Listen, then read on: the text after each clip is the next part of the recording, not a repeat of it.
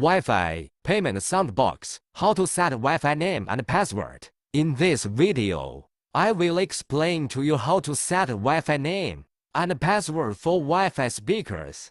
Get your smartphone ready and turn on the Wi-Fi speaker. Welcome to the Smart Payment Speaker. Long press the volume decreases button.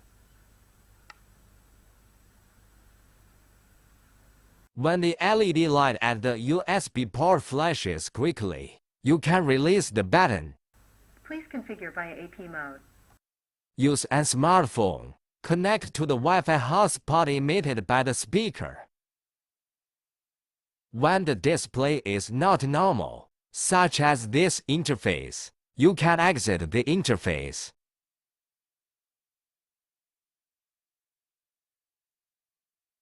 Then enter the IP address 192.168.4.1 in the browser of your mobile phone and re-enter. If this interface appears, the display is normal. Select your Wi-Fi name and input password.